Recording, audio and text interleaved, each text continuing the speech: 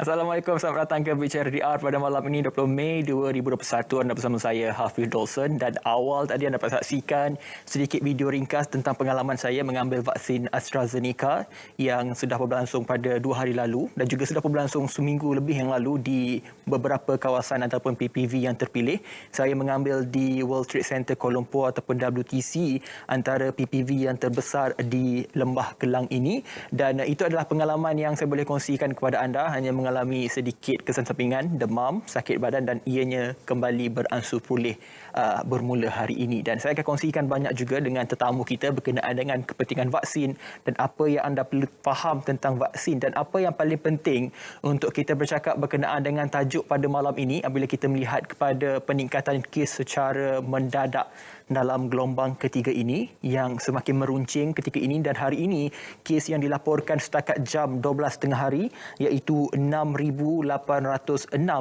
yang merupakan tertinggi semenjak pandemik COVID-19 melanda negara pada tahun lalu. Ini satu angka yang sangat-sangat membimbangkan.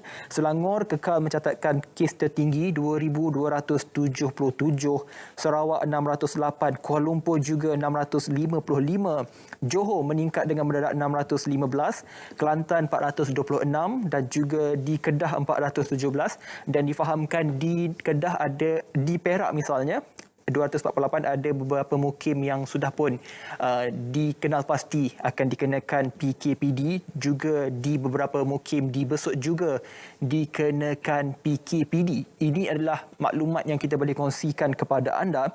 Dan bukan sahaja kes tertinggi dalam sejarah pandemik di Malaysia, juga hari ini kematian dilaporkan sebanyak 59 kematian dilaporkan hari ini, juga merupakan antara yang tertinggi semenjak pandemik COVID-19 melanda dalam negara Malaysia.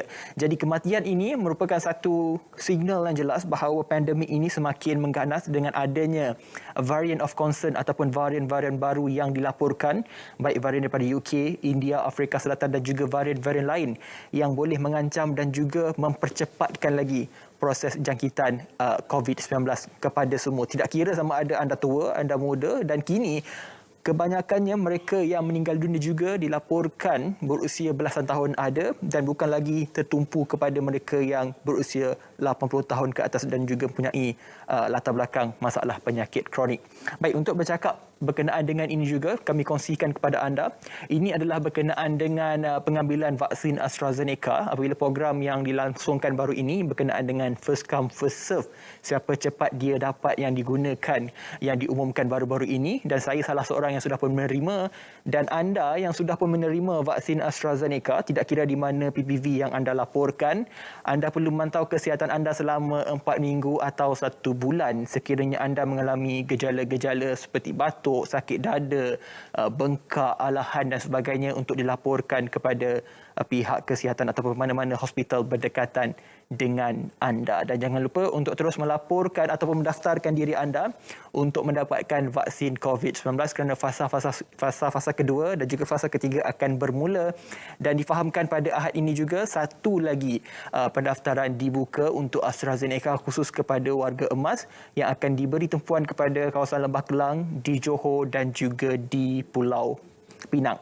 Baik, untuk kita bercakap berkenaan dengan ini juga, bukan sahaja fokus kepada vaksin semata-mata, tapi kita ingin bercakap berkenaan dengan gelombang ketiga COVID-19 yang melanda dalam negara ketika ini. Pastinya anda semua menzahirkan kegusaran dan juga kalau kita melihat di media sosial sudah ramai menggunakan hashtag lockdown ataupun PKP. Namun semua itu bukanlah satu keputusan mudah untuk diputuskan kerana ia akan melibatkan banyak kesan dan juga banyak perkara yang perlu dilihat dengan lebih mendalam. Dan untuk bercakap dengan perkara itu, saya perkenalkan tetamu yang saya hormati, Datuk Indra Dr. Syahari Ngadiman, Pengarah Kesihatan Negeri Jabatan Kesihatan Negeri Selangor. Apa khabar, Datuk? Alhamdulillah, baik. Selamat Raya, tidak terlambat lagi saya nak ucapkan. Hari ini Syawal yang ke-8. Ya. Ya, dan seorang lagi tetamu kita, Dr. Muhammad Azman Yaakob, Pengarah PKRC Kelantan dan juga Pakar Kesihatan Awam, dan juga tahniah atas pelantikan sebagai pengarah di bahagian amalan perubatan Kementerian Kesihatan Malaysia. Apa khabar, Doktor? Alhamdulillah, sihat walafiat. Selamat Raya. Terima kasih kerana hadir pada malam ini untuk kita bercakap berkenaan dengan gelombang ketiga, kilauan dan apa yang perlu kita tahu dan juga apa yang perlu kita bersedia. Dan untuk awal ini, tadi kita kongsikan kepada anda tentang pengambilan vaksin. Misalnya saya kongsikan kepada anda kerana kita lihat program vaksinasi masih lagi berjalan. Dan apabila kita melihat pendaftaran vaksin AstraZeneca ini sememangnya pantas, 3 jam sahaja sudah penuh untuk 280,000 dos misalnya. Mungkin kita nak mulakan dengan Datuk terlebih dahulu berkenaan dengan vaksin ini. Kerana saya ada baca ramai yang mengatakan bahawa kalau ambil vaksin ini tidak boleh kena jangkitan. Apatah lagi apabila Tan Sri, Ketua Pengarah Kesihatan, maklumkan ada 40 frontliner yang mendapat jangkitan selepas lengkap 2 dos. Tapi mereka perlu faham bahawa sekiranya mereka ambil vaksin, tidak garanti mereka untuk tidak dijangkiti. Mungkin Datuk boleh jelaskan perkara ini dengan lebih mendalam. Okey, terima kasih Hafiz. Dalam pengambilan vaksin ini, kita kena faham apa tujuan vaksin tu. Tujuan vaksin, mana-mana vaksin adalah untuk kita develop antibody. Dan apa peranan antibody pula? Untuk kita menghalang sebarang komplikasi. Khususnya bagi COVID-19 ni, aim vaksin tu adalah untuk develop antibody, dan sekiranya seorang tu dijangkiti oleh COVID-19, aim kita adalah supaya tiada sebarang komplikasi ataupun dapat komplikasi tapi komplikasi itu agak minima hingga menyebabkan dia tidak perlu dimasukkan ke hospital. Ini aim kita. Jadi aim vaksin pada perkara ini adalah bukan untuk mengelakkan sebarang jangkitan, tapi kita ingin mengelakkan sebarang komplikasi sekiranya dijangkiti, dan indirectly kita akan dapat elakkan seorang itu dimasukkan ke hospital. Kita ambil contoh macam vaksin measles. Anak-anak yang dapatkan vaksin measles tu, dia akan develop antibody. Tapi balik umur 2 tahun, 3 tahun, kadang-kadang dia akan dapat measles juga. Campak tu. Jadi, dia tak ada sebarang komplikasi. Kalau ada komplikasi pun agak minimanya demam sedikit dan tidak memerlukan dimasukkan ke hospital. Sebab sekiranya kanak-kanak itu tidak dapat vaksin, akan banyak komplikasi yang berlaku. Yang untuk measles tadi, akan dapat pneumonia, mungkin akan dapat radang otak dan sebagainya hingga menyebabkan kematian. Jadi ini yang cuba kita elakkan. Jadi begitulah juga dengan vaksin COVID-19 ini, kita ingin mengelakkan sebarang komplikasi sekiranya dijangkiti, dan indirectly kita akan mengurangkan bebanan kemasukan di hospital. Macam kita rasa sekarang, ramai huru-hara rasa cukup tak cukup fasiliti kita yang ada sekarang. InsyaAllah ini yang kita cuba atasi sekarang, macam mana kita ingin mengurangkan kesengsaraan akibat COVID-19. Sama dia masuk hospital ataupun tidak masuk hospital. Ya, mungkin doktor ada perkara yang ingin tambahkan, sebab saya difahamkan juga Kelantan dilaporkan antara negeri yang terendah untuk mendaftar vaksin. Komen doktor sendiri. Okey, betul. Apa yang diutarakan oleh yang berbagai datuk itu memang benar sekali lah.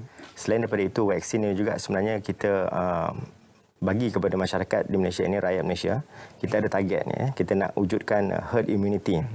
Jadi dengan adanya herd immunity ini, insya-Allah virus ini tidak akan dapat disebarkan di kalangan masyarakat kita. Tetapi untuk kita wujudkan herd immunity ini, kita perlukan sekelompok rakyat yang telah divaksinkan, iaitu sekurang-kurangnya 75 hingga 80%.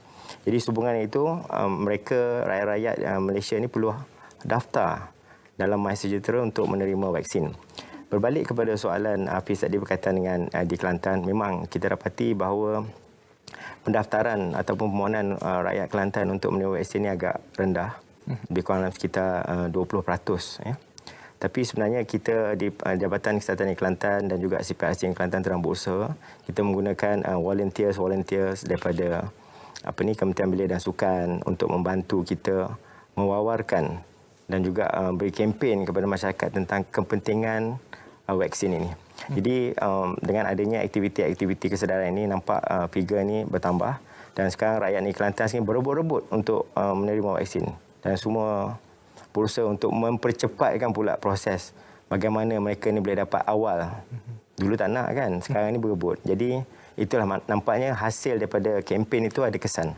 Dan kita harapkan mereka yang telah didaftarkan dan telah mendapat tarikh vaksin ini kena patuh pada tarikh dan juga masa yang telah ditetapkanlah supaya kita kekal mengamalkan pembaziran SIFA ke atas penggunaan vaksin.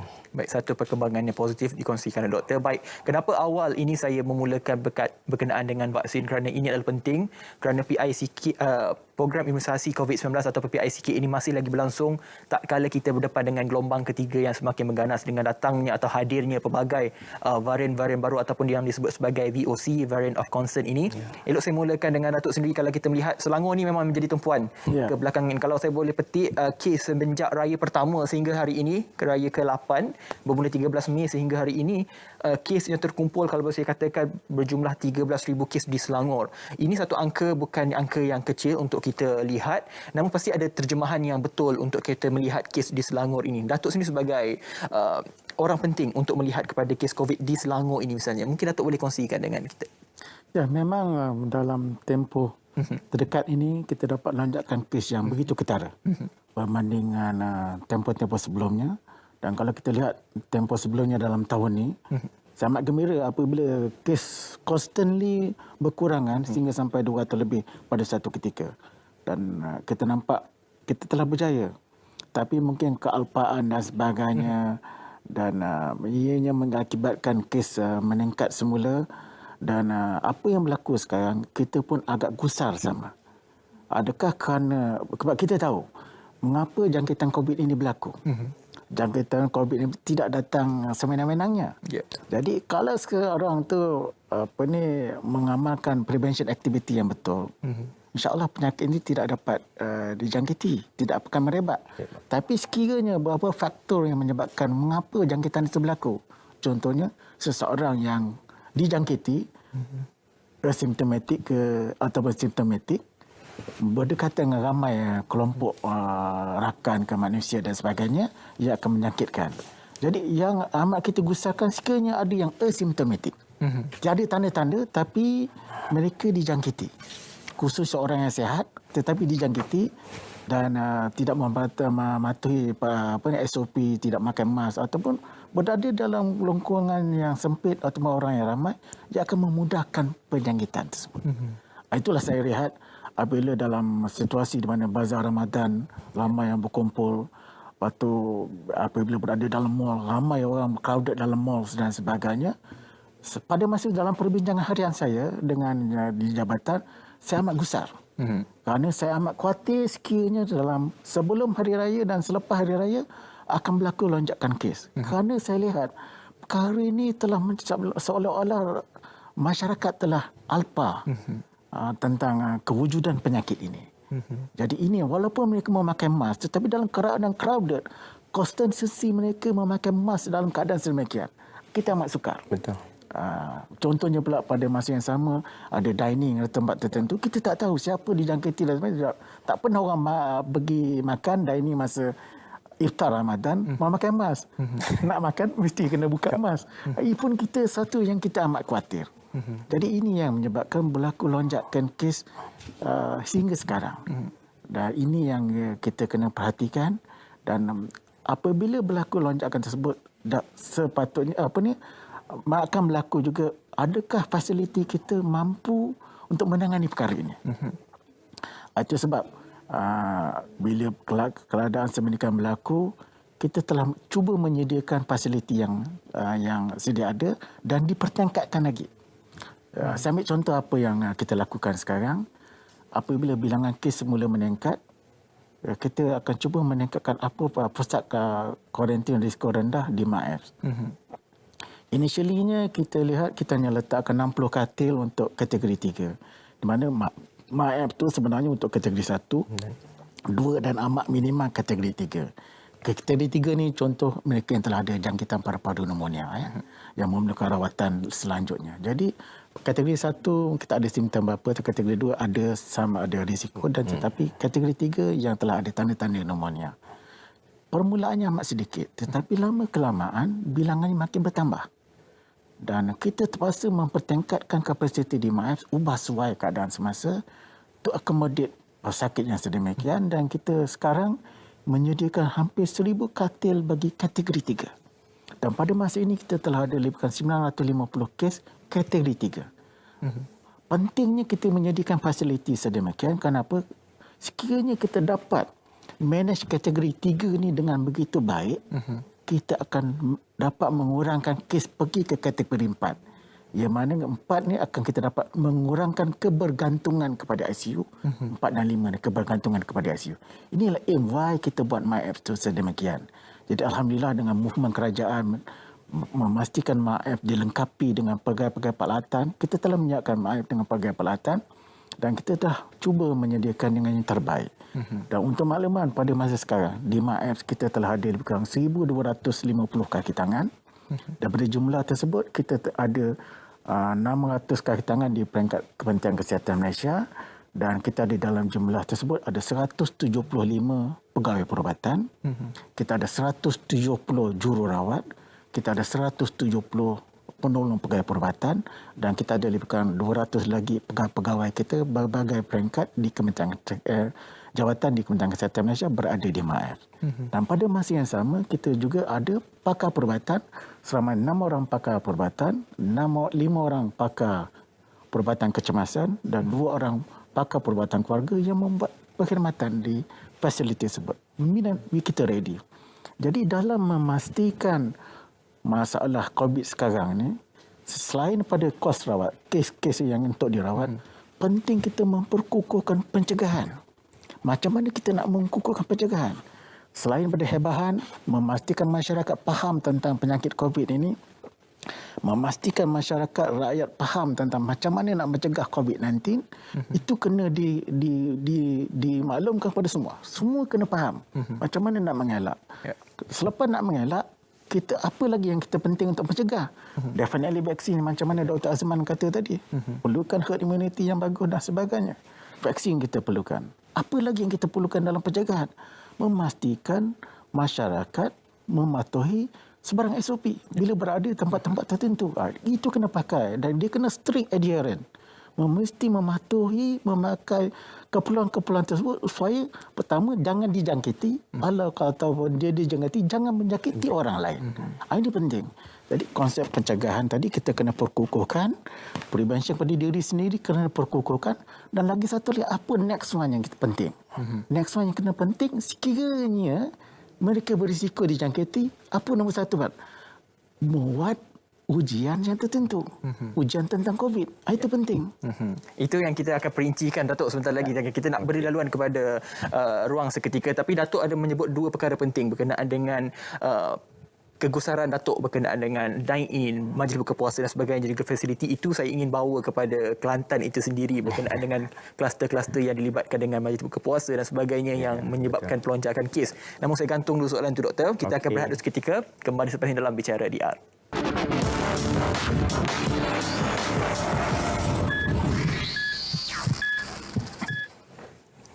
Baik, bertemu kembali dalam Bicara DR. Saya cuba manfaatkan sehabis baik waktu yang ada ini untuk tidak banyak berceloteh terus kepada persoalan kepada Dr. Azman berkenaan dengan kesinambungan apa yang dikongsikan oleh Datuk berkenaan dengan kegusaran misalnya dine-in ataupun makan di kedai, majlis buka puasa dan sebagainya. Ini saya ingin relatekan ataupun kaitkan dengan apa yang berlaku di Kelantan. Kalau saya melihat di Facebook Jabatan Kesihatan Negeri Kelantan juga berkongsi berkenaan dengan kluster-kluster yang wujud disebabkan oleh perkara berkenaan. Mungkin Doktor boleh kongsi situasinya di Kelantan dan juga perbezaannya dengan Selangor yang kita sedang bandingkan ini. Okey, terima kasih. Kita tengok dalam di Kelantan ni dia bergantung pada fasa lah. Pada satu peringkat dulu kebanyakan yang dijangkiti ni kerana terdapat anak-anak saudara mara yang berada di Selangor, yang berada di Johor balik ke Kelantan. Jadi balik ke Kelantan ni mereka tidak balik membawa barang-barang saja, mereka balik dan bawa virus COVID sekali. Jadi apabila balik ke Kelantan dan menjangkiti saudara mara di Kelantan, terutama sekali golongan elderly, Itu satu phase. Dan ada peringkat yang kedua di mana apabila ramai rakyat yang seperti mana yang Datuk Sehari mention tadi, mereka alpa dan mereka rasa leka dan rasa lega dengan keadaan yang ada, dengan figure mungkin masa tu kes COVID dah menurun. Nampak trending dia dah hala ke menurun. Jadi dia adakan kenduri kahwin dan sebagainya. Apabila berlaku benda-benda macam ni, keramaian dan sebagainya, dan mereka hadir dan tanpa disedari bahawa dalam majlis tersebut ada yang telah dijangkiti COVID dan semasa berada di majlis, dan ramai lain yang terjangkit di dalam majlis tersebut. Jadi ada di kalangan pada ketika itu yang melibatkan sekelompok guru-guru. Dan apabila guru-guru ni, apabila dia dah dijangkiti dan masa tu sekolah telah dibuka. Dan guru-guru pergi mengajar. Dan apabila mengajar, dan mereka pula menyebarkan kepada anak-anak di sekolah. Jadi pada satu ketika berlaku kluster pendidikan di negeri Kelantan. Selain daripada itu, sebelum Ramadan, kita dapati bahawa kerajaan negeri Kelantan telah mengambil satu keputusan drastik yang mana keputusan yang tidak popular, iaitu membatalkan bazar Ramadan. Dan kita dapati apabila membatalkan bazar Ramadan ni, repercussion daripada masyarakat pelbagai. Ada yang suka, sokong, ada yang of course marah, especially peniaga. Dia akan berasa dia dah prepare kan, dia dah beli macam-macam modal dah dikeluarkan untuk perniagaan, tetapi dibatalkan. Tapi ini adalah suatu tindakan yang perlu kita lakukan untuk mengelakkan jangkitan berterusan di kalangan masyarakat. Sekiranya dibenarkan, of course akan berlaku jangkitan dan pandemik ini tidak dapat diputuskan dan lengkuk ini tidak dapat dilandaikan. Sebab itu kita tengok kesedaran dalam masyarakat kita ini perlu ditingkatkan. Masyarakat tahu bagaimana nak mengelakkan jangkitan COVID ini, tetapi benda itu tidak masuk ke dalam jiwa. Tidak, kalau bahasa Inggeris kata not internalized. Dia pakai mask bila nampak mungkin ada polis ke. Macam kita lah pakai tali pinggang kan, nampak polis tarik tali pinggang, kelang kabut tarik. Takut. Jadi dia tidak internalize, tidak ada kesedaran. Jadi bila tidak ada kesedaran, dia rasa benda tu pakai dia untuk mengelakkan disaman, untuk mengelakkan daripada dia ambil tindakan undang-undang. Tetapi sebenarnya lebih penting adalah untuk mengelakkan diri dia daripada terkena jangkitan COVID. Kalau kita kena jangkitan COVID ini, kita akan cripple sekejap. 10 hari duduk dalam PKRC. Setengah orang happy. Setengah orang duduk dalam PKRC ini dia stres. Macam-macam datang. Tak boleh tidur lah, orang lain berdengkul, macam-macam. Jadi satu tekanan perasaan pula bagi dia. Setengah orang dia happy duduk di PKRC, boleh semayang berjemaah tanpa SOP. Kan dia bersemayang rapat-rapat, dah semua positif, semayanglah rapat-rapat. Boleh makan ramai-ramai dan sebagainya. Tapi ini yang kita nak tekankan kepada masyarakat. Kita tahu, tetapi kita perlu menjiwai SOP ini. Menjiwai SOP ini, barulah kita akan mematuhi SOP tanpa ada rasa takut kepada perkara lain. Ini yang boleh memastikan bahawa jangkitan rantaian jangkitan pandemik ini dapat dilandaikan. PKRC tadi Datuk kongsikan PKRC di Maib berlaku overcrowded ketika ini sebab lonjakan kes. Bagaimana PKRC di Kelantan, ada berapa sebenarnya ketika ini? Dan difahamkan ditambah juga di HUSM. Betul. Ketika ini kita di negeri Kelantan kita mempunyai 11 PKRC di luar fasiliti Kementerian Kesihatan Malaysia. Dan yang terkini adalah PKRC Gelanggang Seni. Sebelum itu kita wujudkan PKRC di daerah Tanah Merah dan juga di Pasir Mas. Yang bezanya di PKRC Gelanggang Seni ini adalah di mana kita menempatkan 30 katil klinikal ataupun medical bed untuk membolehkan kita menempatkan pesakit-pesakit kategori 1 and 2 elderly. Yang mana elderly ni kita anticipate bahawa mereka ni akan develop early complications ataupun akan dapat keadaan yang memerlukan perawatan ataupun early intervention lah, seperti rawat oksigen terapi dan sebagainya.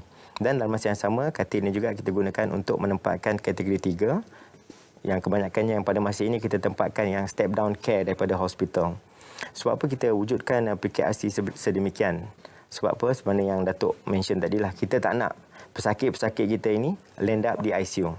Sekiranya kita intervene awal, kita bagi perawatan awal yang sepatutnya, insya-Allah kategori 3 tidak menjadi 4 ataupun menjadi 5. Setakat 3 saja. Jadi outcome-nya lebih baik, prognosisnya lebih baik, dan perawatan yang kita bagikan tidaklah begitu rumit seperti mana kita memberikan rawatan kepada pesakit-pesakit kategori 4 dan 5 yang memerlukan ICU dan sebagainya. Dan kita tahu bahawa hari ini rata-rata semua hospital negeri memang semua ICU penuh. Kami di Negeri Kelantan, Hospital Raja Perempuan Zainab 2, ICU kami hampir 90%. Ada hari-hari tertentu 100%. Jadi di mana pakar saya, Datuk Dr. Wan Nash, memang mencari-carilah dan kami terpaksa tukar ward biasa dijadikan ICU setting. Kerana untuk menempatkan pesakit-pesakit yang memerlukan ICU. Bayangkan kami di peringkat dalam keadaan biasa kami hanya ada 28 ICU. Tapi dalam keadaan COVID ni kita dah ada 42 ICU. Berarti ward-ward yang biasa telah di-upgradekan menjadi ICU untuk kita menampung keperluan ini. Jadi masyarakat kena tahu tentang ini. Dan apabila mereka masuk ke ICU, of course, dalam keadaan yang ya, keperluan ICU, ya, keperluan ICU ini tidak seperti mana kos dia tinggi. Datuk pun sedia maklum. Kita menggunakan high flow nasal cannula. Itu semua memerlukan kos yang tinggi. Kita bukannya kata kita sebabkan kos yang tinggi kita nak kurangkan masuk ICU, tidak.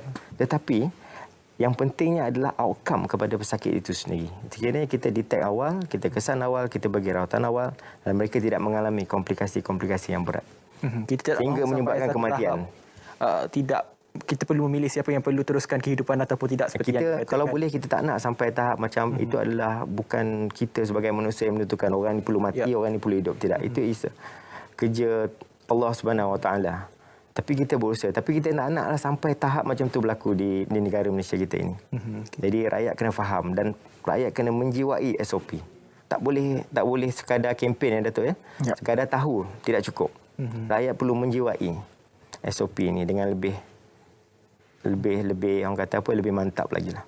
Penting apa yang disampaikan oleh doktor sendiri. Datuk, doktor katakan tadi daripada Selangor balik ke Kelantan ni, dia kata orang Selangor balik ke Kelantan ni membawa virus dan orang Kelantan duduk di Selangor balik ke Kelantan. Bukan orang Selangor balik ke Kelantan. Ada laporan media juga mengatakan bahawa orang muda di Selangor ini pembawa senyap virus COVID-19. Bagaimana sebenarnya kita ingin memahami tajuk ini? Adakah ini satu perkara yang bagaimana kita ingin melihat dimensi bagaimana? Kita lihat begini, majoriti orang-orang muda ni sihat. You hafiz, muda kan, tegap, sihat. Amarat. Jadi majoriti orang muda sihat dan sekiranya mereka dijangkiti, mereka still nampak sihat. Sebab apa? Sistem pertahanan badan mereka kukuh lagi. Bukan berbanding dengan warga-warga tua. Betul. Jadi orang ini boleh menjadi pembawa yang sihat. Dan kemudian mereka balik ke kampung berjumpa warga tua dan mak ayah dan sebagainya yang uzur, yang tua dan sebagainya. Dan sekiranya tanpa pakai mask dan sebagainya, sama dua-dua pihak, ia akan menjangkitkan mereka dan akhirnya mereka akan dapat jangkitan dan komplikasinya lebih tinggi kepada warga tua tu. Kenapa? Kita faham majoriti warga tua ada penyakit-penyakit tertentu. Kencing manis, darah tinggi dan sebagainya. Ini akan memudaratkan mereka lagi. Itu sebab kita amat berhati-hati. Kita kata, apabila yang muda menyayangi yang tua, macam mana kita nak menyayangi mereka? Menyayangi mereka jangan memberikan penyakit. Sekiranya kita nak balik ke kampung dan sebagainya, menziarah orang tua, pastikan diri kita adalah sihat. Pastikan diri kita tidak dijangkiti. Macam mana nak pastikan diri kita dijangkiti? Memastikan diri kita sentiasa adhere kepada peraturan SOP yang ada. Itu yang kita nak. Jadi kita kena memastikan diri kita sihat. Kita kena memastikan diri kita tidak dijangkiti. Dan kalau nak balik pun, selepas kita memastikan diri kita sihat, baliklah. Jangan balik bersama-sama penyakit bagi pada orang tua. Kesian mereka.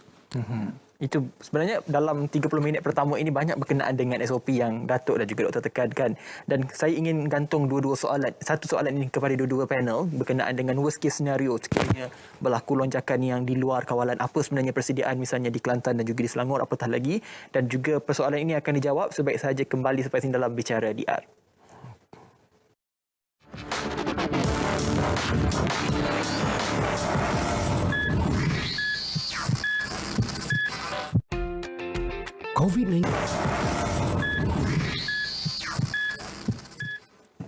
Baik, bertemu kembali dalam Bicara DR. Masih lagi bincang berkenaan dengan gelombang ketiga, apa yang perlu kita tahu, risiko dan juga cabaran yang perlu dilalui.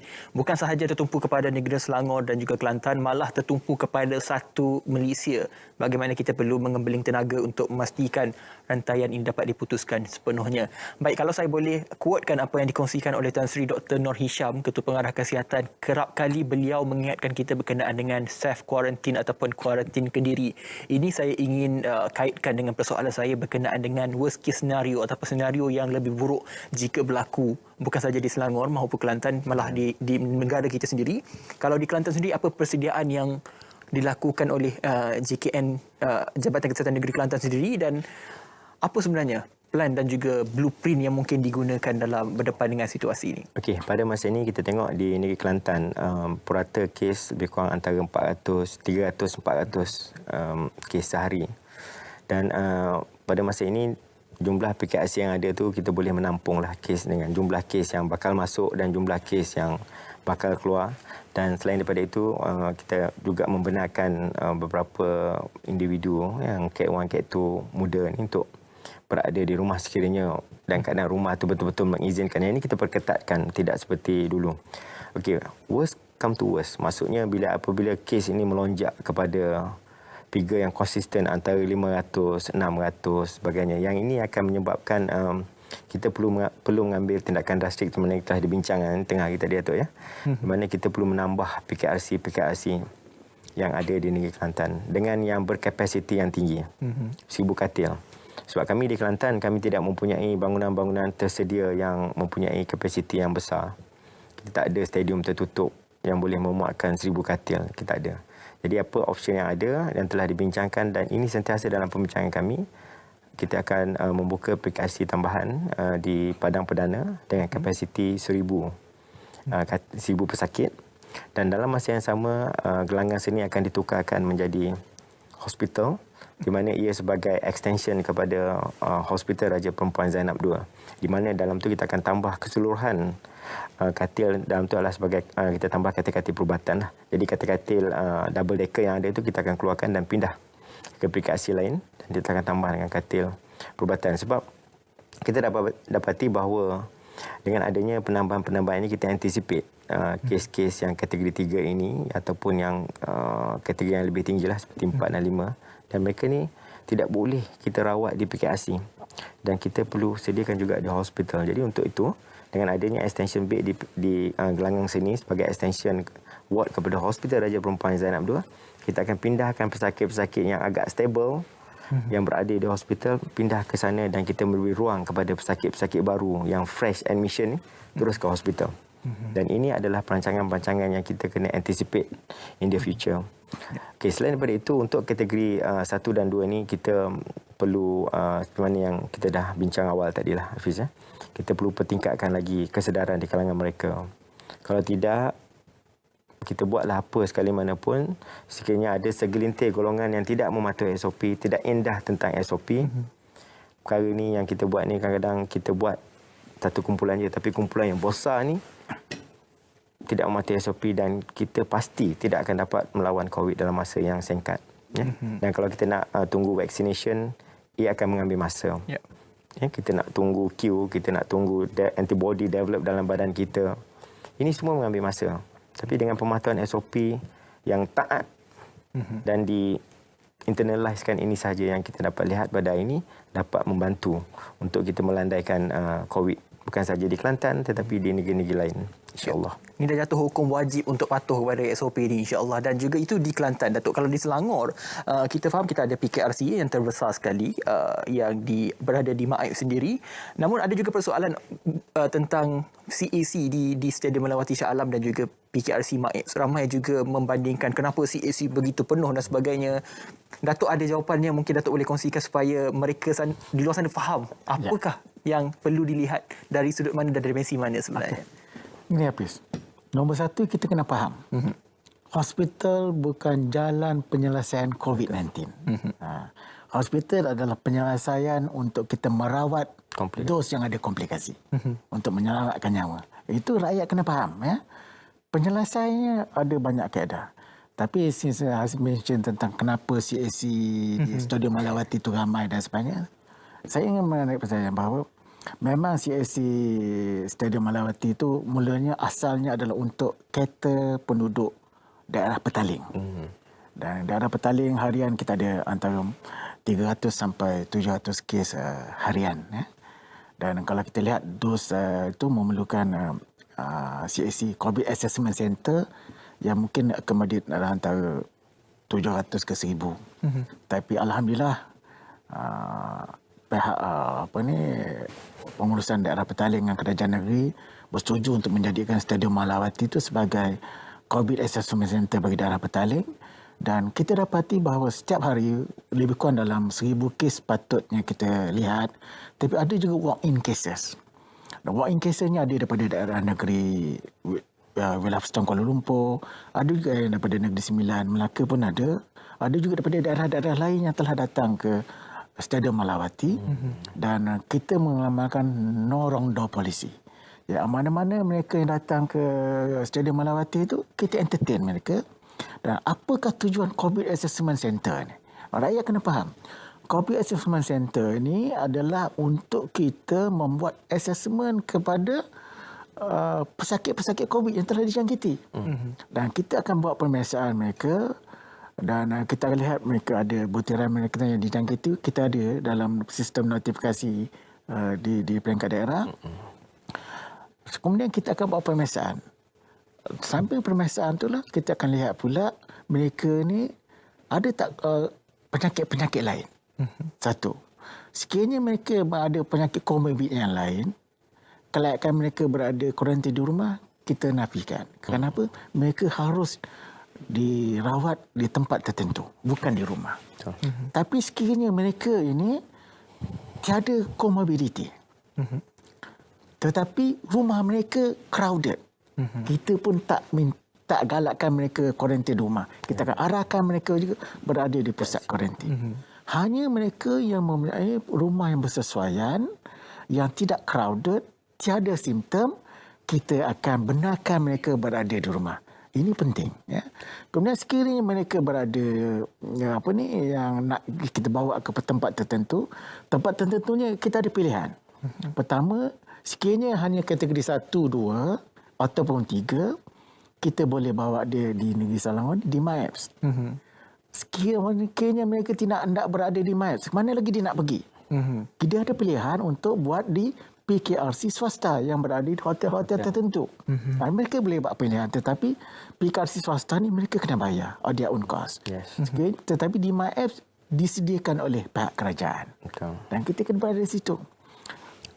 That's why apabila mereka yang kita minta dibuat pergi ke COVID Assessment Center, di Negeri Selangor kita ada 34 COVID Assessment Center di seluruh Negeri Selangor. Contoh di Stadium Malawati. Stadium tu agak popular sekarang. Famous. Media semua quote di situ. Jadi bila pergi ke COVID Assessment Center di Stadium Malawati, pegawai saya sebelum tu akan beritahu, sila bawa pakaian masing-masing untuk dikarantinkan. Jadi tak payah pergi balik rumah ambil pakaian. Jadi mereka datang, sekiranya mereka boleh untuk di rumah dan kita akan lepaskan berada di rumah, pakaikan gelang dan sebagainya. Dan kita akan monitor melalui panggilan telefon harian ke rumah. Bila berada di COVID Assessment Center untuk ke MyApps, dan kita akan sediakan kenderaan untuk ambil ke MyApps. Sekiranya mereka memilih untuk diuruskan menempat di hotel, kita akan menghubungi pihak hotel dan hotel akan ambil mereka dan bawa ke hotel di mana mereka akan menginap.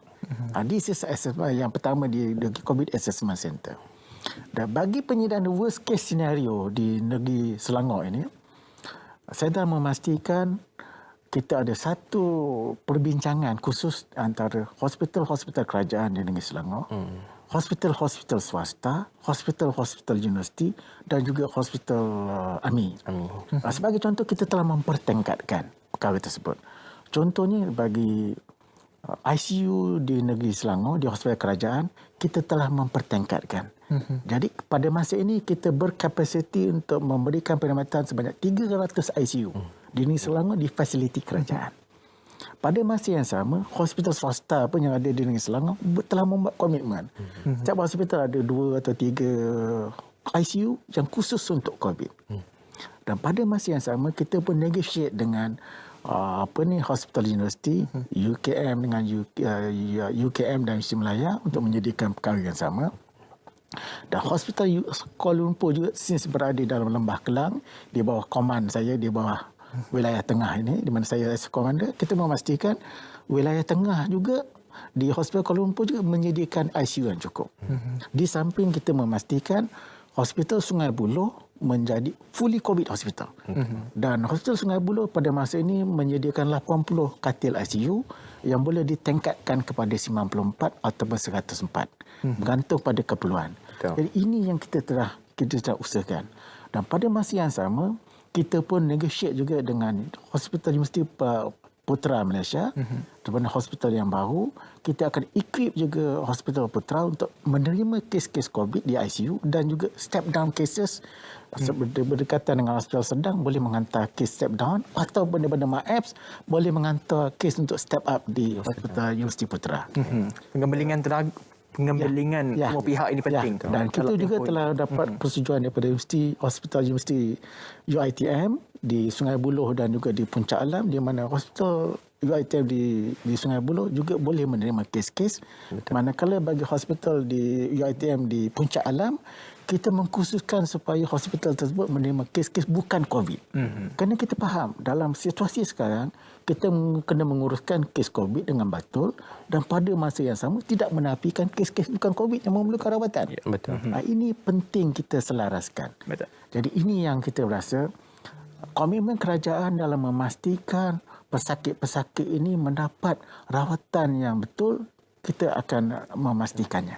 Apa yang penting keluar bila perlu. Baik, tadi Datuk menyebut berkenaan dengan kebenaran untuk kuarantin di rumah. Saya tanya kepada Dr. Azman ni, ramai kadang-kadang diberi kebenaran untuk kuarantin di rumah ni, kadang-kadang ramai yang mengambil sambil lewa. Kadang-kadang pakai gelang HSO dan sebagainya, mereka tetap keluar dan sebagainya. Ini menjadi punca ataupun tercetusnya kluster-kluster baru. Kita nak gantung sekali lagi soalan Datuk. Kita ada baki beberapa minit saja lagi. Namun kita berehat sekali lagi. Jangan ke mana, kembali selepas ini dalam Bicara DR.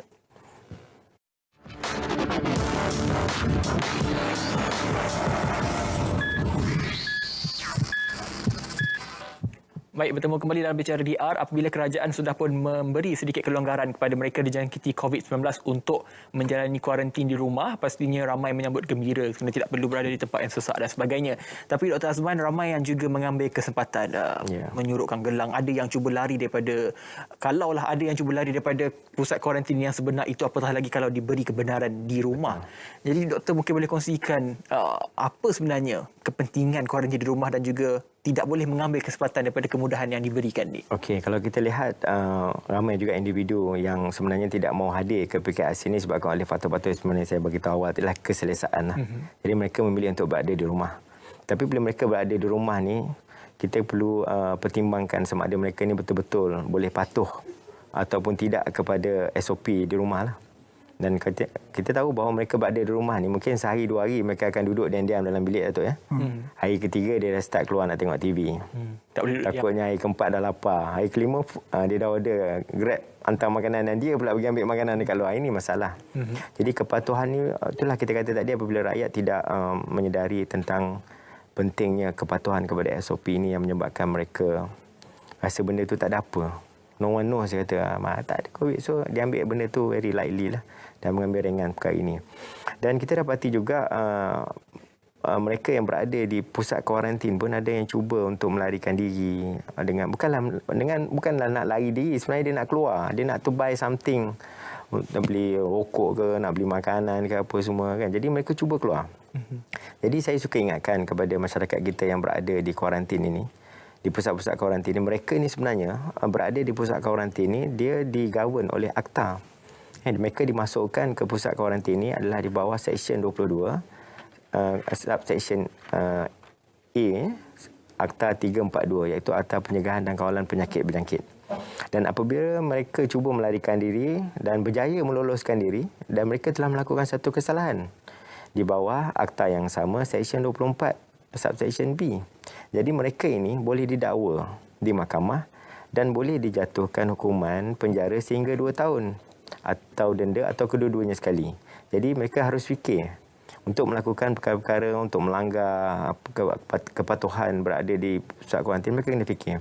Nak duduk 10 hari di pusat kuarantin ataupun nak duduk 2 tahun di penjara. Jadi mereka kena faham perkara ini. Sebab tindakan-tindakan yang kerajaan ambil adalah berdasarkan kepada undang-undang yang ada. Bukannya kita mengambil tindakan sesuka hati, Datuk, ya.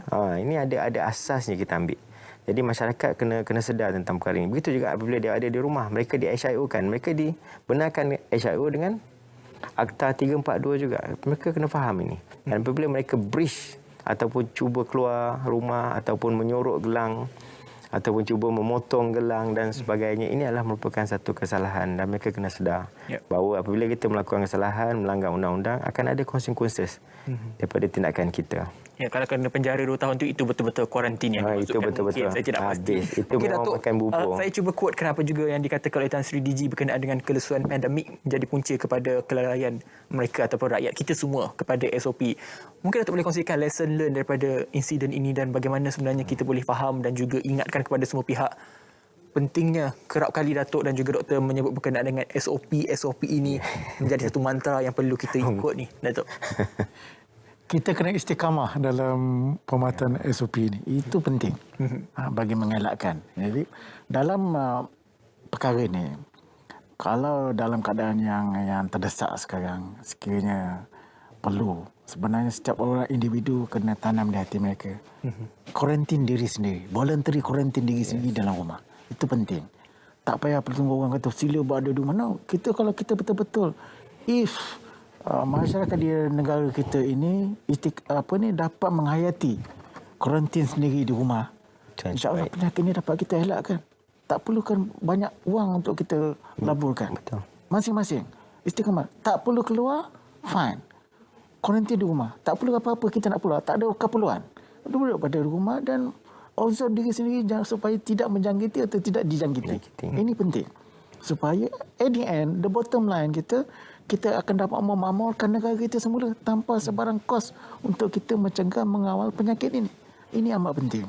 Jadi saya amat menyuruhlah kepada rakyat kita di sini, kalau boleh patuhilah sebarang nasihat untuk diri sendiri dan untuk masyarakat, keluarga dan sebagainya. Betul. Ini amat penting. Dan juga Dr. Azman bukan saja di negeri Kelantan lah, mungkin pesanan kepada semua, dan juga Dr. Azman juga akan kembali ke Putrajaya juga nanti. Dan apa sebenarnya pesanan yang paling penting, kalau nak marah ni boleh pandang kamera yang menyala ni untuk ingatkan kepada semua, bukan saja di negeri Kelantan tapi satu Malaysia ini sendiri. Okey, sebenarnya pesanan saya kepada semua rakyat Malaysia lah. Pertama sekali, macam mana yang telah dinyatakan oleh Datuk, kita perlu patuh pada SOP, kita perlu taat, istiqamah, macam-macam istilah kita gunalah. Ada yang mengatakan ayalah wajib, kan? Wajib maksudnya kalau kita tak buat tu berdosa. Kan? Jadi sebenarnya rakyat perlu memahami perkara ini, ya. Selain daripada itu, saya juga ingin berpesan kepada masyarakat lah, sekiranya mereka ni ada simptom, kan, jangan sorok simptom ni. Kalau sekiranya ada history kita ada history of contact dengan mana-mana pesakit positif ni, jangan sorok perkara ni. Kadang-kadang mereka ni sorok, duduk diam-diam dalam rumah, tak nak beritahu ada simptom pun duduk diam-diam, tak nak pergi buat test dan sebagainya, sebab dengar macam-macam cerita. Jadi apabila mereka hidekan perkara-perkara ini yang sebenarnya seperti mana yang Datuk kata tadilah. Mereka ni tahu mereka ni demam seminggu tetapi tak nak buat test, dan mereka tidak berada di rumah, mereka berjalan. Nak beli ayam pergi Aeon, Datuk, ya. Pergi shopping dekat mana-mana dan sebagainya. Ini sebenarnya memberikan risiko bukan hanya kepada keluarga dia di rumah, tetapi juga sahabat-sahabat dia, kawan-kawan dia hadir di tempat kerja dan sebagainya, memberikan satu risiko kepada kawan-kawan dia. Jadi ini adalah satu sikap citizen yang tidak bertanggungjawab. Jadi saya rasa masyarakat kita perlu mengambil pemahaman dan approach yang berbeza lah pada kali ini. InsyaAllah boleh ditangani perkara ini. Sebagai lindung diri, lindung semua. Betul. Penting untuk diri kita dan juga diri semua, termasuklah ahli keluarga yang berada di sekeliling kita. Betul. Terima kasih sekali lagi kepada Datuk Indra Dr. Syahri Ngadiman, Pengarah Kesihatan Negeri, Jabatan Kesihatan Negeri Selangor, dan juga Dr. Muhammad Azman Yaakob, Pengarah PKRC Kelantan dan juga merupakan pakar kesihatan awam, atas perkongsian. Saya rasa tak cukup dalam satu jam ini, saya perlu tambah lagi, tapi kita sentiasa diganggu oleh waktu yang ada ini. InsyaAllah kita akan panggil lagi untuk perbincangan berlanjut, dan insyaAllah anda semua perlu patuh kepada SOP. Semua kita kerap ulang, dan juga dalam tempoh yang sukar ini pastikan anda berada dalam keadaan selamat dan juga patuh kepada setiap SOP yang dilakukan ataupun ditetapkan oleh pihak kerajaan. Ikut SOP, pakai pelitup muka, cecair pembasmi kuman dan sebagainya dan daftar untuk program vaksinasi. Saya Hafidh Losa, terima kasih kepada penonton. Assalamualaikum dan jaga diri.